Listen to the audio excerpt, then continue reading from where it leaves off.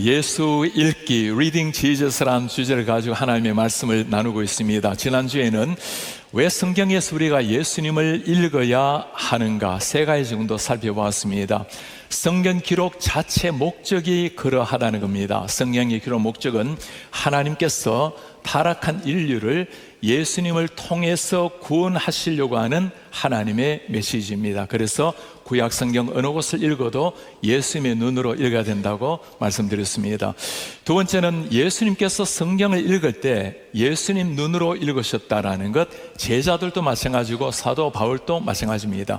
바울은 구약에 정통한 사람이었지만 예수님을 만나기 전에는 구약을 율법으로 읽었는데 예수님을 정말 만나고 나니까 구약에서도 움직이고 있는 예수님을 발견하게 된 것입니다. 세 번째는 예수님을 그렇게 읽어야 될 이유가 학문적으로 또는 신학적으로 지성적으로가 아니고 예수님을 만나야 구원이 일어나고 영혼의 구원뿐만 아니라 우리의 삶의 변화도 일어나서 사명을 향해서 달려갈 수 있다고 말씀을 드렸습니다. 모든 성경 가운데 예수 그리스도를 어떻게 찾아내고 읽을 것인가? 우리가 잘 알고 있는 티모티 켈러 목사님이 쓴 글이 하나 있습니다. The Story of the Bible 이라는 제목의 글입니다. 성경 이야기, How the Good News about Jesus is Essential. 어떻게, 왜 예수의 복음이 핵심인가? 이 글에서 목사님 들려주는 말입니다. 성경은 1차적으로 우리에 관한 책, 우리에 관한 해야 할 일에 관한 책이 아니다.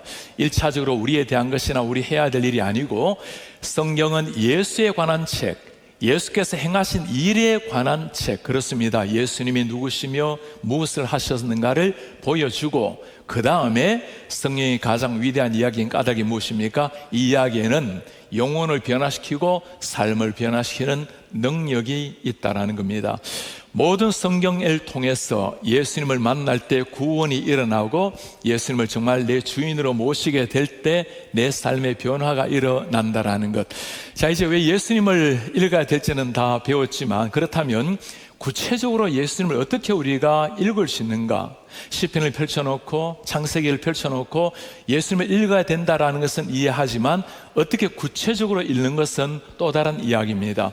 두 가지가 필요합니다. 하나는 성경은 성령께서 기록하신 말씀입니다. 성경을 바르게 이해하기 위해서는 성령님의 조명이 필요합니다.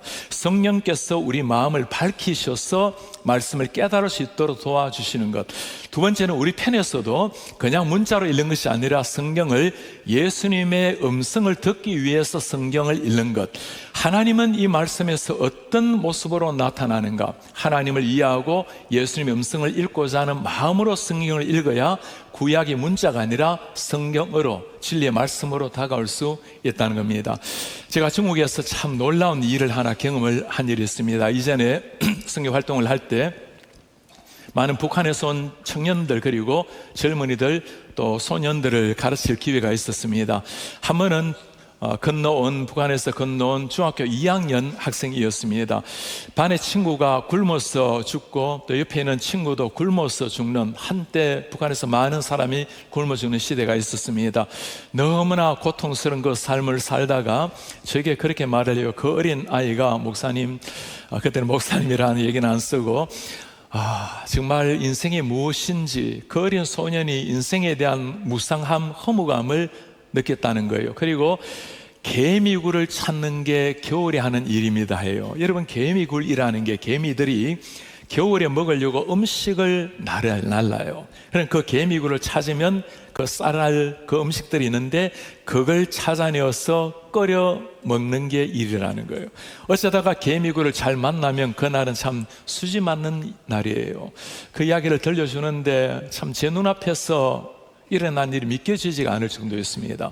결국에는 탈북을 했고 가까운 연길에 와서 너무 허기져서 지쳐서 한 한국 글자가 있는 병원 복도에서 쓰러져 있는 것을 그 병원장이 찾아서 집으로 데려가서 키워주었습니다. 그분은 조선족 의사분이셨고 제가 그 집에 한때 좀 머물렀습니다. 이 아이가 얼마나 잘 먹고 자라나는지 1년이 안 되는데 키가 30cm나 자라났어요. 그리고 그 친구를 가르치던 선교사님이 저에게 부탁을 해요. 이 아이가 이제 성경을 수백 번을 몇 년 동안 계속 성경을 읽고 성경을 거의 암송할 정도로 많이 읽었는데 예수님을 만나지를 못했다는 거예요. 목사님, 이 아이가 예수님을 만날 수 있도록 도와주세요. 제가 창세기를 펼쳐놓고 계시록까지 며칠 동안 말씀을 가르치는데 창세기 1장부터 시작해서 창세기 3장 15절에 도착했습니다. 오늘 우리가 읽었던 말씀입니다. 내가 너로 여자와 원수가 되게 하고, 이걸 성경을 모르는 사람이 읽으면 우리는 이 말씀이 이해가 되지만 모르는 사람이 읽으면 나는 하나님이라는 걸 알겠죠. 너는 뱀입니다. 뱀으로 여자와 원수가 되게 하고, 여자는 하와겠죠. 원수가 된다는 말이 무슨 말인가? 너의 후손도, 이 후손은 또 누구를 말하는가? 여자의 후손과 원수가 되게 하려니. 아니, 뱀의 후손도 여자의 후손도 원수가 되게 한다는 말, 여자의 후손은 네 머리를 상하게 한다, 이게 무슨 말인가? 너는 그의 발꿈치를 상하게 한다. 이게 아는 사람은 예수님에 대한 말씀인 줄 깨닫지만 모르는 사람이 읽으면 전부 다 수수께끼 같은 말씀이에요. 자, 먼저 이 말씀을 우리가 좀 이해하고 넘어가기를 바랍니다. 내가 너로 여자와 원수 되게 하고 여자의 후손은, 하와의 후손은 너의 머리를 상하게 한다. 머리 상하게 하는 건 죽인다는 거죠. 여자의 후손이 누구일까요? 우리가 일반적으로 후손이라는 말을 쓰면 그의 자손들, 복수를 가리키는 말처럼 들립니다. 그러나 이 후손이라는 단어를 히브리어로 살펴보면 본래 후손이라는 게 째라라는 단어가 있어요. 그 째라라는 단어가 연결이 되어 쓰여지게 되면 째라후 이렇게 나옵니다. 째라후 이렇게 나오는데, 후손, 후라는 말이 나오는데 여기에 우리말로 번역하면 그라는 말이에요. 후손인 그가. 그래가 난 다음에 여러분 말씀 다시 한번 보시겠습니까? 영어로 성경을 보면 her offspring, 그녀의 후손인, 그리고 he shall bruise your head. 우리말에는 이게 he가 없는데 영어 성경에 보면 그가 너의 머리를 박살낼 것이다. 자, 원문에도 영어에도 보면 그라는 게 나옵니다. 후손이 몇 명이라는 거죠? 한 사람, 그라는 겁니다. 이 그가 누구입니까? 우리가 잘 알고 있는 것처럼 예수님이십니다. 갈라디아서에서는 이 예수님을 두고 이렇게 표현합니다. 때가 참에 하나님이 그 아들을 보내사 여인의 여자에게서 나게 하시고, 때가 된 거예요. 하나님 약속대로, 창세기 약속대로 아들을 보내셨는데 여자에게서 나게 하시고 창세기 3장 15절에 한 약속을 이루어 주신 겁니다. 자, 그렇다면 창세기 3장 15절 말씀을 가지고 우리 신약과 연계해서 한번 말씀을 살펴보기를 원합니다. 이 도표를 한번 보시면 창세기 3장 15절을 두고 우리가 부르기를 구약의 복음, 구약의 원시 복음이라고 부릅니다. 프로토 에반젤리움이라고 부르는데, 구약의 원시 복음이란 말은 구약의 가장 복음을 밝히 드러냈다는 것이고, 신약에는 요한복음 3장 16절 있잖아요. 하나님이 세상을 이처럼 사랑해서 독생자 주셨다는 것, 그걸 미리 보여주셨다는 거예요. 몇 가지 내용이 나오는데, 여자의 후손이 뱀의 머리를 상하게 할 것이다. 신약으로 보면 예수님이 십자가와 부활로 사탄의 권세를 꺾은 걸 말하는 거죠. 뱀의 두 번째, 뱀이 여자의 후손의 발꿈치 상하게 하는 것, 발꿈치는 살짝 아프게 하는 겁니다. 예수님이 잠시 십자가에서 죽음의 고난을 당하시는 것.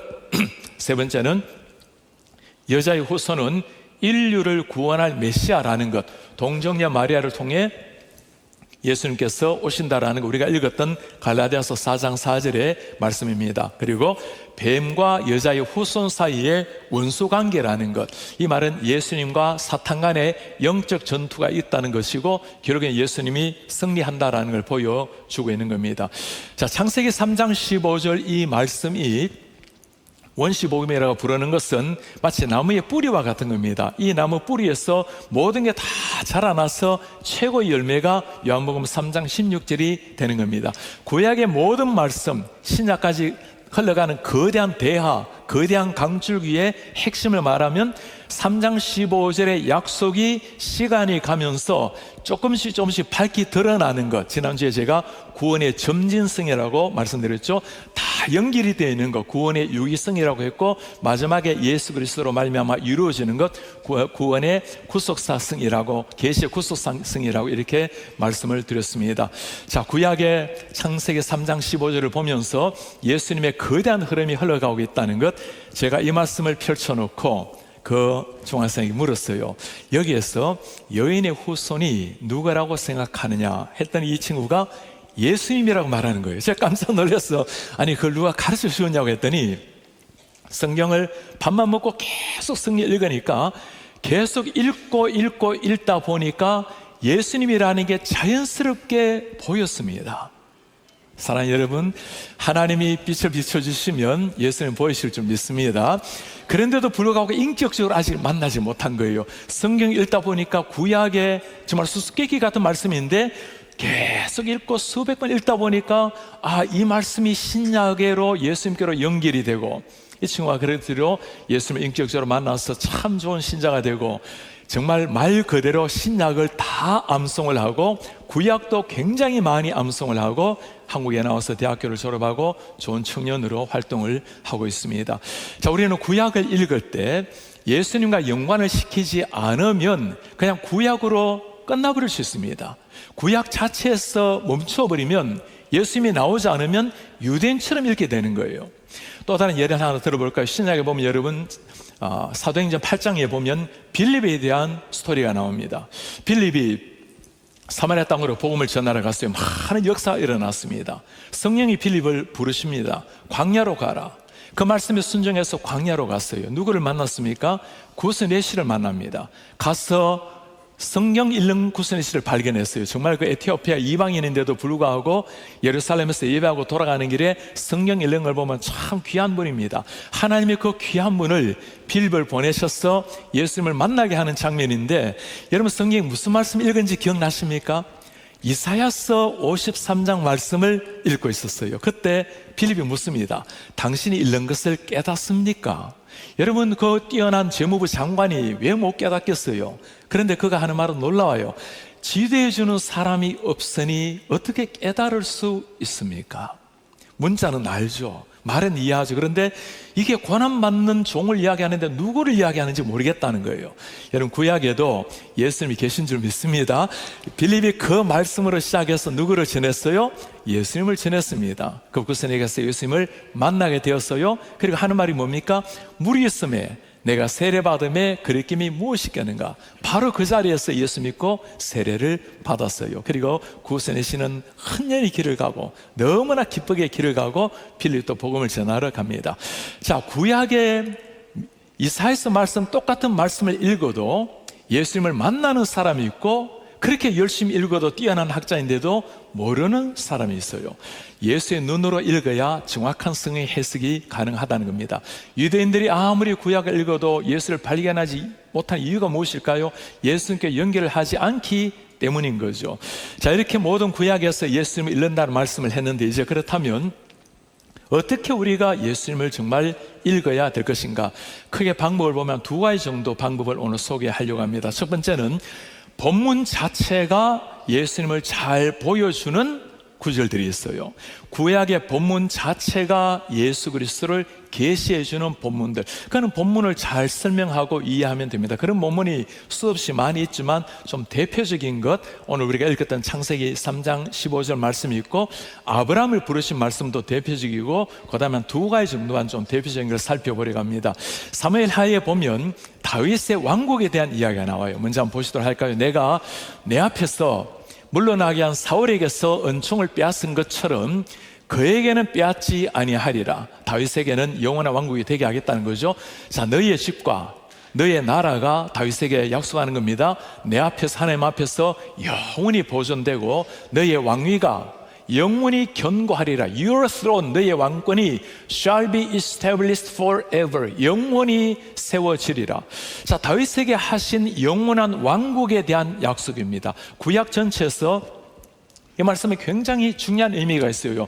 이스라엘 백성들은 다윗으로 말미암아 영원한 왕권이 오리라고 생각했습니다. 당연히 그러죠. 약속을 그래 하셨으니까. 그런데 어떻게 되죠? 그럴 것 같았어요. 정말 다윗은 엄청나게 존경받는 왕이었고 땅을 넓혔던 대장군이었고 모든 사람이 그를 혹시라도 메시아가 아닐까 그 정도 총애받았던 사람입니다. 그러나 너희 왕권이 영원하리라고 했는데 시간이 지나고 솔로몬이 나오고 다음 대가 되어서 나라가 분열이 돼요. 북왕국, 남유다, 결국에는 분열을 넘어서 아시리아의 바빌론의 포로로 잡혀갑니다. 왕권이 영원하지 않은 거예요. 자, 이게 무슨 말씀일까? 영원히 된다고 했는데 왕권의 중간에 무너져버리는 이 말씀은 다윗에게 끝나는 것이 아니고 언젠가 다윗의 자손으로 말미암아 완성될 예수님을 미리 보여주는 말씀이죠. 여러분, 예수님께서 오셔서 하신 말씀이 뭡니까? 아브라함과 다윗의 자손 예수 그리스도의 세계라. 그리고 예수님께서 첫 설교가 무엇입니까? 회개하라. 뭐가 왔다는 거죠? 천국이 가까이 왔다. 천국을 풀이하면 뭐가 됩니까? 천국, 하나님의 나라가 바실레아 투 데우, 하나님의 왕국이 바실레아가 가까이 왔다. 자, 그토록 기다렸던 다윗의 영원한 왕국이 예수님으로 말미암아 시작이 되었다는 겁니다. 그리고 우리는 지금 예수님의 천국 백성으로 살아가고 있는 겁니다. 우리는 지금 천국 백성이지만 온전한 백성은 되지 못하기 때문에 계속 우리는 노력하고 죄와 싸우고 주님 앞에 우리의 삶을 드리려고 다시 애를 쓰고, 그리고 우리가 살아가는 동안에 이 천국 백성으로서 나라를, 천국을 확장하며 그렇게 살다가 주님 앞에 갈 때나 아니면 주님이 오실 때 이 천국 완성이 될 것입니다. 그리고 언젠가는 완성된 천국에서 살아가게 될 것입니다. 이런 경우는 본문이 비록 예수라는 이름이 없지만 그대로 본문 예수님을 잘 보여주고 있는 말씀입니다. 본문이 보여주고 있는 것 여러 가지 중에 하나만 더 보도록 하겠습니다. 우리가 잘 알고 있는 이사야서 말씀입니다. 그는 실로 우리의 질고를 지고 우리의 슬픔 당했다. 우리는 생각하기를 그는 징벌을 받아 하나님께 맞고 고난당한다. 여러분, 이 말씀을 일반 유대인들이 읽으면 이해할 수 없어요. 왜냐하면 오실 메시아는 왕으로, 위대한 장군으로, 능력 있는 사람으로 오는데 왜 그가 슬픔을 당합니까? 왜 고난을 받아요? 그래서 이스라엘 유대인들은 이 이사야서 53장에 나타난 이분은 메시아가 될 수 없다고, 예수님과 딱 맞는 말씀이잖아요. 그래서 검수로 못 읽게 해요. 제가 정말 이 말씀을 못 읽게 하는가 하고 우리 이스라엘에 오랫동안 사역했던 김연일 선교사님께 물어봤어요. 목사님, 그거 이스라엘 백성들은 그 본문 못 읽게 합니다. 검수가 이사야서 53장의 말씀이에요. 그러니 이 말씀 읽다가 예수 만나면 안 되는 거죠. 이제 예수 만난 우리가 예수를 염두에 두고 한번 읽어보십시오. 예수님은 실로 우리의 질고를 지고 우리 슬픔 당했고, 근데 우리 생각하기를 그는 징벌을 받아 하나님께 맞고 고난을 당했다고. 예수님의 찔림은 우리 허물 때문, 예수님의 상함 우리 죄악 때문, 예수님의 징계받음으로 우리는 평화 누리고 하나님과 평화를 누리고, 예수가 채찍에 맞음으로 나음을 입고, 우리는 다 양 같아서 자기 마음대로 제 길로 가지만 여호와께서는 우리 모든 죄악을 예수께 담당시키셨도다.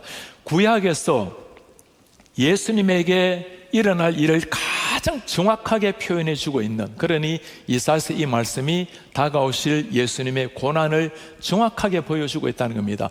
왜 이스라엘 백성들이 예수님을 믿기가 그리 어려울까요? 그 메시아는 고난받는 종이 아니라 위대한 왕으로 로마를 없애버리고 우리를 구원할 위대한 왕으로 오실 텐데, 이 고난받는 메시아가 도저히 이해를 할 수가 없는 거예요. 그러나 이미 하나님께서는 찬란한 왕이 아니라, 그분은 왕이셨지만 겸손한 종으로 오셨고 우리 죄를 위해서 고난받을 그 메시아를 우리에게 보여주신 겁니다. 자, 지금까지 우리가 본문이 직접 메시아를 잘 보여주는, 예수님을 보여주는 것을 몇 가지 예를 들었는데, 구약에 이런 말씀이 참 많이 있습니다. 그래서 우리의 눈을 가지고 이 말씀에서 하나님은 어떤 모습이시고 예수님은 어떻게 나타나는가, 그 관심을 가지고 성경을 읽어야 문자로 읽지 않고 유대인처럼 읽지 않고 예수님을 만나는 읽기가 될 수가 있다는 겁니다. 자, 이제 두 번째는, 첫 번째는 본문이 나타내는 걸 보았고, 두 번째는 모형이라고 부릅니다. 구약에 모형적으로 예수님을 보여주는 것, 다시 말하면 예표라고도 말을 해요. 타이프라고 부르는데, 먼저 성경 말씀만 보시겠습니까? 로마서 말씀을 보면 아담으로부터 모세까지 아담의 범죄와 같은 죄를 짓지 아니한 자들까지도 사망이 왕노릇하였나니. 왜 그래요? 아담은 오실 자의 표상이라, 모형이라, 옛날에는 표상이라 쓰는데 요즘 번역은 모형이라고 써놨습니다. 아담이 was a type of the one who was to come. 앞으로 오실 자의 타입이라는 거예요. 아담이 올 사람의 그림자 역할, 타이프 역할을 한다는 겁니다. 이 타이프란 말은 헬라어로 티포스라고 불러요. 그 티포스에서 타이프가 왔고, 이 타이프에서 타이팔러지라고 신학 용어가 있는데, 모형론, 예표론이라고 부릅니다. 자, 이게 무슨 말이냐 하면 구약에서 말씀이 장차 나타날 예수 그리스도를 보여주는 모형이 된다는 겁니다. 어떤 게 모형이 될까요? 그림자가 된다는 건데 한 세 가지가 있습니다. 첫 번째는 사람이 예수님을 예표할 수가 있고, 두 번째는 사건들이 예수님을 예표할 수 있고, 세 번째는 제도가 올 예수님을 예표할 수 있습니다. 그러고 보면 구약에 다 무슨 이야기예요? 사람 이야기입니다. 왕 이야기, 선지자 이야기, 또 제사장 이야기, 이런 이야기, 사람들이 예수님을 보여준다는 거고, 그 다음에 사건들, 구약의 아담의 타락 사건부터 홍해 사건, 얼마나 사건이 많아요. 그 모든 사건이 어떤 모습이라든지 예수님을 보여준다라는 것이고, 제도라고 말하니까 모세오경이 다 제도예요. 모든 구약 율법입니다. 이 모든 율법이 다 예수님께로 향하고 있다는 거죠. 그래서 세 가지를 구약이 말하지 않은 게 거의 없을 정도로 다 이 이야기입니다. 그러므로 그 이야기를 읽으면서 이런 사건이 있었구나, 여리고성이 무너졌구나, 그런 게 아니고 그걸 보면서 승리케 하시는 예수님을 바라보고 예수님을 찾아내는 게 우리의 성경 읽는 올바른 방법이라는 겁니다. 자, 그렇다면 수도 없는 많은 스토리들 중에 하나 정도씩 한번 살펴보도록 하겠습니다. 사람에 대해서, 사람이 어떻게 예수님을 보여주는가. 먼저 첫 사람이 누구입니까? 아담이에요. 아담을 보면서 그때 옛날의 아담인데가 아니고 우리는 아담을 읽으면서 여기에서 예수님이 어떤 분인가를 읽는 게 올바른 성경 읽기라는 겁니다. 자, 한번 여러분 생각해 보십시오. 아담이 첫 인간입니다. 하나님의 형상대로 모양대로 지음받은 첫 인간. 그렇다면 우리가 예수님을 부를 때 주로 마지막 아담이라고 불러요. 라스트 아담이라고 부르는데 왜 그렇습니까? 아담은 첫 하나님의 형상이라면 하나님의 형상 자체, 신약에서 뭐라 말하죠? 예수님을 그분은 보이지 않는 하나님의 형상이요 라고 말합니다. 그러니 아담은 장차 올 온전한 예수님을 보여준다고 말할 수 있고, 아담이 했던 일이 중요한 게 있어요. 아담은 구약에서 왕으로서 역할을 했고, 선지자 역할도 했고, 제사장 역할도 했습니다. 자, 이게 무슨 말일까요? 하나님이 아담에게 주신 직분이 뭡니까? 다 땅을 다스리라고 말합니다. 다스리는 건 누가 하는 일입니까? 왕이 하는 일입니다. 제가 자주 강조했는데 말라크란 말은 다스리다고, 말레크가 되면 왕이 됩니다. 왕이 다스리는 일이에요. 그러니 아담에게 주신 일이 왕적 권한입니다. 그 다음에 두 번째, 아담과 하나님이 대화한 거예요. 선지자가 하는 일이 뭐죠? 하나님 말씀 듣고 대화하는 겁니다. 아담은 하나님을 예배했어요. 누가 하는 일이죠? 제사장이 하는 일입니다. 그래서 아담에게 이미 삼직이 다 주어졌다는 겁니다. 진정한 이 왕과 제사장, 선지자 삼직을 다 이루신 분이 누굽니까? 우리 예수님이십니다. 자, 그렇다면 이 아담 한 사람이 어떻게 예수님을 보여주는지 구체적으로 성경을 통해서 한번 살펴보기를 원합니다. 우리 로마서 말씀 한번 보시겠습니까? 그러므로 한 사람으로 말미암아 죄가 세상에 들어오고, 누구죠? 아담입니다. 죄로 말미암아 사망이 들어왔고, 그렇죠? 모든 사람이 이와 같이 죄를 지었으므로 사망이 모든 사람에게 이르렀다. 이걸 가지고 이제 많은 사람은 물어요. 아니, 아담이 지은 죄인데 왜 우리가 죄인입니까? 오늘 이 말씀이 그렇게 말하고 있죠. 아담의 죄로 말미암아 그 영적 죄의 DNA가 우리까지 흘러내려 온다는 겁니다. 깨끗한 물에 먹물 한 방울 떨어뜨리면 모든 물이 다 오염이 됩니다. 그것처럼 아담의 범죄로 말미암아 우리까지 영적 DNA 죄가 흘러온다는 것. 그런데 그게 놀라운 것은 그다음 말씀입니다. 한 사람이 순종하지 아니함으로, 아담이 불순종함으로 많은 사람 죄인 된 것처럼 한 사람이 순종함으로 많은 사람이 의인이 되리라. 아담으로 말미암아 범죄는 아프지만, 그러나 예수님의 순종으로 말미암아 우리까지 의인이 되는, 여러분, 예수님이 십자가 죽음이 나와 무슨 관계가 있단 말입니까? 바로 이거예요. 아담으로 말미암아 모두가 죄인 된 것처럼 예수의 죽으심, 예수의 생명의 DNA가 우리 속에 뿌려져서 주를 믿는 모든 사람에게 생명의 왕노릇하는 새로운 인생이 된 겁니다. 그래서 우리는 아담을 보면서 그 옛날 아담이 이렇게 타락했구나 하고 끝나는 게 아닙니다. 아담을 보면서 하나님께, 예수님께 감사할 수 있는 것. 아담의 타락 사건도 똑같아요. 모든 걸 먹을 수 있는 동산에서 먹는 것 때문에 타락했습니다. 예수님을 시험 받으면서 정말 40일 금식 속에 마치 돌이 떡처럼 보이는 상황에 사람이 떡으로 살 게 아니라 말씀으로 사는 거다. 아담은 말씀 어기고 범죄하고 예수님의 말씀으로 승리하고, 아담은 하나님처럼 되려고 높아지려고 교만해서 범죄하고, 예수님은 하나님이시지만 겸손하게 오신 예수님. 그러니 아담의 모든 삶이 바로 예수 그리스도를 보여준다는 거죠. 우리가 할 일은 아담을 읽으면서 아담만 읽는 것이 아니고 여기에서 예수님을 발견하면서 감사하고, 아담을 통해서 무너진 인류가 예수님이 승리한 것을 보고 바로 나에게 미쳤다는 그 사실을 보고 감사하는 것. 아담뿐만 아니라 노아, 모세, 다윗 모든 사람이 다 예수님을 보여주고 있는 겁니다. 자, 사람 이야기 하나 있고, 두 번째는 사건 하나 보도록 할까요? 사건도 참 많이 있습니다. 아담의 불순종 사건, 또 홍해를 가르친 사건, 또 바위를 쳐서 물을 낸 사건. 옛날에는 바위를 쳐서 물을 냈지만 지금은 뭡니까? 예수님이 내 속에서 생명수가 터져나리라. 하늘에서 뭐가 떨어졌죠? 광야에서 만나가 떨어졌습니다. 예수님이 뭐라고 말하죠? 내가 생명의 떡이라. 구약의 모든 이런 사건들은 다가오실 예수님을 보여주는데, 그 가운데 하나만 우리가 좀 익숙한 걸 하나 봤으면 좋겠어요. 구약의 광야에서 이스라엘 백성들이 불평을 합니다. 원망을 해요. 그리고 모세를 비난을 합니다. 하나님께서 그들을 죽이시기 시작합니다. 그때 피할 길을 만들어 주셨어요. 뭘 만들어 주셨죠? 놋뱀을 만들었습니다. 그리고 말해요. 저 놋뱀을 보는 자마다 살리라. 여러분, 놋뱀을 본 사람이 어떻게 되었죠? 약속대로 살아났어요. 우리 성도님들, 제가 한번 물어보고 싶은데, 자, 여러분들은 죽어가다가 놋뱀을 보면 살려라. 옆에 사람 보니까 정말 죽어가다가 살아났어요. 여러분들이랑 보시겠어요? 안 보시겠어요? 확실하게 뜻을 정하시기 바랍니다. 그래서 놋뱀을 보면 살리라. 보실게요? 안 보실까요? 봐야 돼요. 그런데도 죽기를 각오한 자들이 있어요. 안 봐요. 이게 오늘날 같지 않아요? 형제요, 예수님을 믿으면 구원 없습니다. 예수님을 믿으면 정말 영적인 구원이 있어요. 저 사람 보세요. 멀쩡하게 살다가 저렇게 하루아침에 확 변한 걸 보세요. 뭔가 하나님의 역사를 일으킨 거죠. 그런데도 봅니까? 안 봅니까? 너무나 많은 사람이 안 봐요.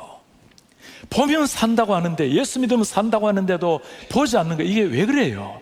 영적인 전쟁이 있는 거예요. 사탄이 끊임없이 사람을 잡고 여인의 후손과 뱀의 후손이 싸우고 있는 거죠. 오늘날 또 우리는 끊임없이 놋뱀을 보라고, 예수를 보라고. 자, 신약에 뭐라 말합니까? 요한복음에 중요한 말씀을 합니다. 모세가 광야에서 뱀을 든 것 같이 인자가 누굽니까? 나도 예수님도 들려야 하리니 이는 예수님을 믿는 자마다 영생을 얻게 하려 하심이라. 아멘. 모세가 뱀든 것처럼 인자도 들려야 하리니, 예수님이 십자가 잡히시는 것을 이미 다 말씀하셨습니다.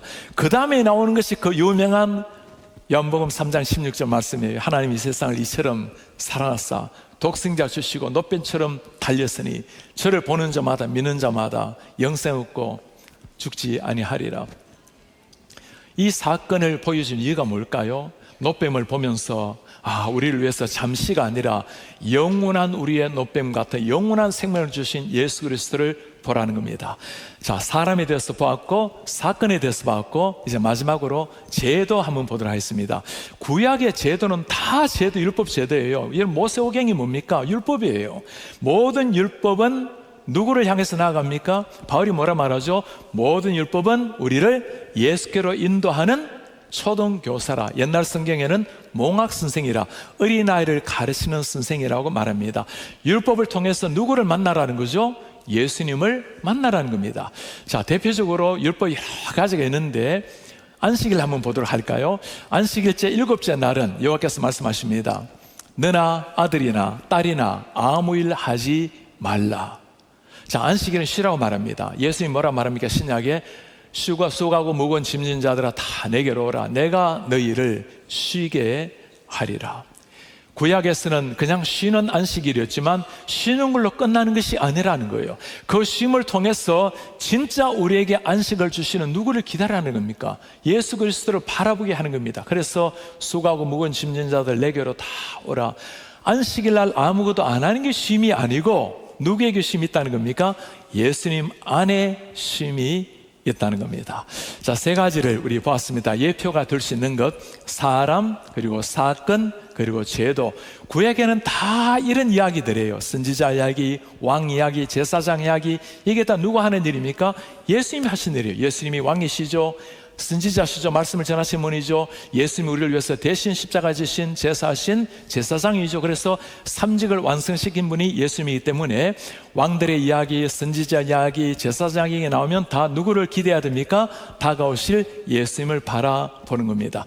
저는 우리가 구약 성경을 읽으면서 어떻게 예수님을 찾을 것인가를 보았는데, 첫 번째는 본문이 직접 이야기하는 경우, 그 다음에 모형이라고 예표라고 부르는 타이프, 그림자를 찾는 것인데, 사람이 될 수도 있고 제도가 될 수도 있고 사건이 될 수가 있고, 그렇게 성경을 보면 아주 쉬운 일은 아니지만, 그러나 이런 눈으로 성경을 읽기를 시작하면 하나님에서 다 예수님의 손길을 맡을 수가 있다는 겁니다. 그 만나라고 성경을 주신 거예요. 구약 성경은 다가오실 메시아를 만나보라고 주셨는데, 읽어도 눈이 가려져 있는 사람이 있는가 하면 읽고 예수님을 만나는 사람이 있는 겁니다. 우리 성도님들, 신약뿐만 아니라 구약을 읽으면서도 이 예수 만나는 우리가 되기를 축복합니다.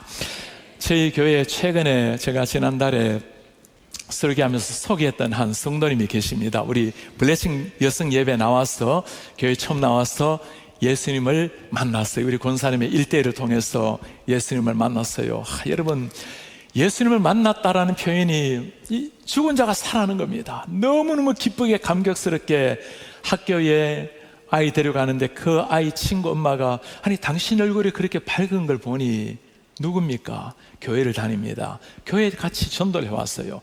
그분이 교회 나왔다가 똑같은 권사님에게 1대1을 받기 시작했습니다. 그때 받기 시작했다고 했는데, 그분이 둘째 주에 예수님을 영접을 했어요. 할렐루야. 주님을 만나고 난 다음에 이분의 가슴 속에 또 변화가 일어나기 시작했어요. 남편을 모시고 오고 아이들을 데려오고, 그리고 매일 저녁, 지금 교회 나온 지 한 달밖에 안 된 거예요. 매일 저녁 성경을 읽으면서 가족이 함께 묵상을 해요. 그리고 지난주에는 자기를 전도한 그 분을 모시고 새벽 기도를 나오셨어요. 할렐루야. 와, 우리 하나님 하신 일이 정말 놀랍지 않습니까? 일이 거기에서 그치지 않았어요. 처음에 전도되어 왔던 그분께서 이제 본인이 예수님을 믿고 나니까 가족이 보일 것 아닙니까? 한국에서 어머니 아버지가 오셨어요. 몇 달 어느 정도 우리 교회를 다니셨습니다. 목사님, 우리 어머니 아버지를 위해서 기도해 주세요. 정말 눈물로 그 기도를 받은 그 딸을 보면서 어머니 아버지에게 하나님 역사하실 줄 믿고 있습니다. 그리고 시아버님이 돌아가실 때가 되었어요. 너무너무 아픈 마음에, 시아버지가 예수 믿고 돌아가셔야 되는데 영권 분이십니다, 남편께서. 그래서 우리 문다임 목사님을 통해서 병상에 찾아가서, 목사님, 제가 예수 믿는다면 세례를 줘도 될까요? 우리 교인의 세례 줄 때는 당의 허락을 받아야 되지만, 그렇게 개인적으로 죽음 앞에서는 그때 예수를 믿으면 세례를 주십시오. 그렇게 예수님을 전하고 병상에서 8번을 확인했대요. 예수님을 정말 믿겠는가? 믿겠습니다. 예수님 나이시는 맞습니까? 맞습니다. 그렇게 하고 거기서 감격스럽게 예수님을 믿고 수돗물 받아서 그 자리에서 세례를 주셨어요. 그 ICU에서 병원에 그 미국인들이 얼마나 기뻐하며 박수를 치고, 이 마지막 순간에 한 명이 영혼에 탄생하는 순간, 그리고 그 부부를 제가 만나게 되었습니다. 아버지 돌아가시기 전에 기도하는데, 기도를 마치고 났더니 남편께서 그렇게 말씀을 해요. Such a burden was lifted. 목사님, 내 마음의 짐이 이제 다 사라지게 되었습니다. 추수감사절 지난주에 주님의 부르심을 받게 되었어요. 예수님을 만났을 때 나타나는 변화입니다. 우리가 성경을 읽으면서 그냥 읽는 것이 아니라 거기에서 예수님을 만나게 되면 내 가슴 속에 주님으로 말미암는 그 구원의 감격이 일어나게 되면, 내 속에 사시는 주님이 주체없는 그 기쁨을 주시고, 이 기쁨 자체가 전도의 통로가 되고, 그 기쁨으로 가족이 변화되고, 돌아가시기 직전에 어르신이 변화를 받고 마음을 열고 예수님을 만나게 되고, 오늘 또 구원의 역사를 이루고 하는, 이것이 우리 하나님의 구원 스토리인 줄 믿습니다. 그것이 성경을 주신 이유예요. 모든 성경을 통해서 예수님을 만나서 구원을 얻고 예수님 앞에 살아내고, 그것을 끝내는 것이 아니라 이 구원의 말씀을 한 사람 한 사람에 전해서 그로 하여금 구원의 역사가 일어나게 하라. 사는 성도님들, 관심이 어디에 있습니까? 이 예수님을 사랑하는 마음으로 성경을 읽고 예수님을 사랑하는 마음으로 영혼을 바라보고 오늘도 우리를 통해서 구속의 역사, 구원의 역사를 이루시기를 원하시는 주님 앞에 생명을 선물로 올려드리는 이런 하나님의 사람들 되시기를 주의 이름으로 축복합니다. 다시 일어나셔서 우리 오늘 주님 가슴에 새기면서 우리 함께 찬송하기를 원합니다. 이 땅에 오신 하나님의 은혜, 그렇습니다. 하나님의 본체, 십자가에 달리셔서 우리 죄를 사하셨어요. 하나님이 그를 지극히 높이셔서 모든 이름 위에 뛰어난 이름을 주셔서 우리 예수의 이름 앞에 절하게 하시고 모든 입이 주를 시인하게 하셨습니다. 영광 중에 오실 주님을 볼 것입니다. 그래서 우리는 선포합니다. 왕께 만세, 존귀와 위엄을 찬양해 우리 살아계신 주 하나님.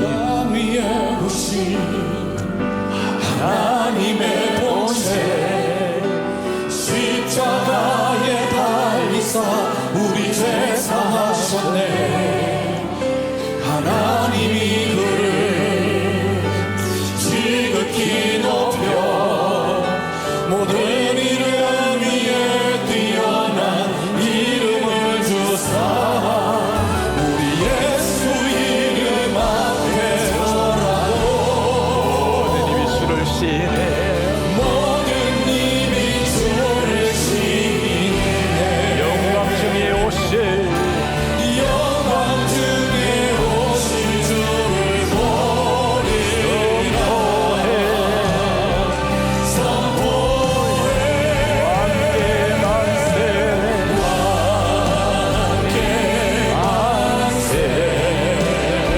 존귀의 위엄, 와 위엄을 왕의 왕께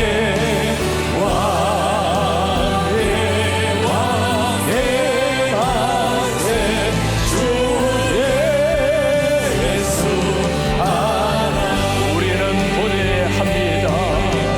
우리 고대하네.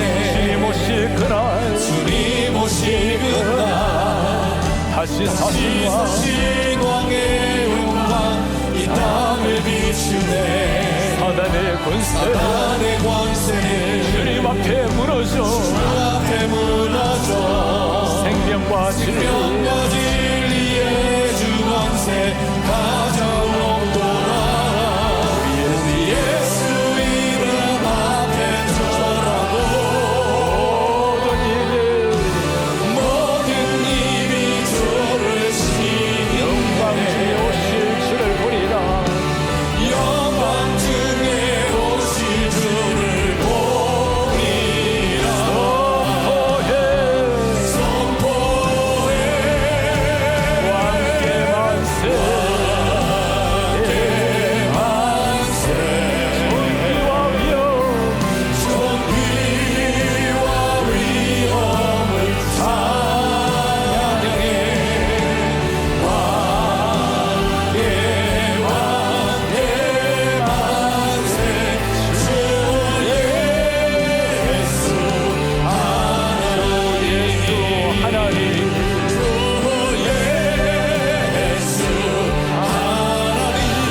예수 하나님, 주 예수 예수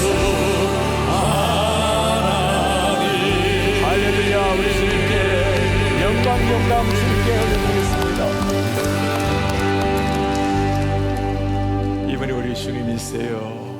지금 또 구원의 스토리를 써가고 계신 우리 하나님, 타락한 우리 반역한 우리를 버리지 아니하시고 당신의 아들 메시아를 약속하시고 장대한 거대한 대하처럼 흐르는 예수 그리스도의 생명의 말씀, 우리 기도하기 원합니다. 주님, 모든 말씀에서 살아 움직이시는 예수님을 만나게 하옵소서. 주님, 그 예수님을 만난 그 감격으로, 즐거움으로, 그 감격의 참 모습으로 하나님 앞에 살아낼 수 있도록 주님 은혜를 도와여 주옵소서. 우리의 기쁨, 감격, 때로는 말씀으로, 때로는 섬김으로 모든 것을 통해서 존귀하신 예수 우리의 메시아 나타나게 하옵소서. 한 목소리를 기도하겠습니다. 아버지, 고맙습니다.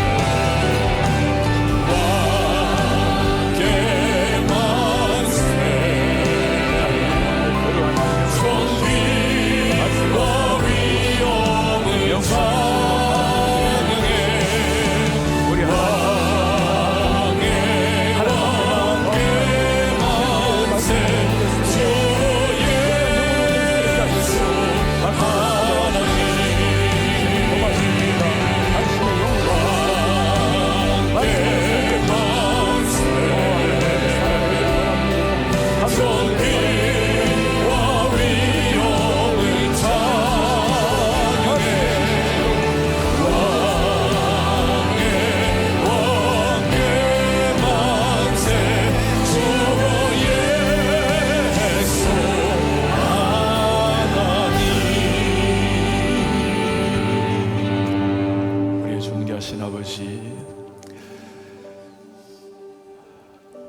우리가 감히 생각도 상상도 할 수 없는 이 구원의 스토리를 우리가 들으면서 하나님 감사합니다. 어찌 이런 일이 우리 삶에 일어날 수 있는지, 하나님 우리 마음속에 구원의 감격, 죄 용서받는 자의 그 감격이 날마다 새롭게 터져나오게 하옵소서.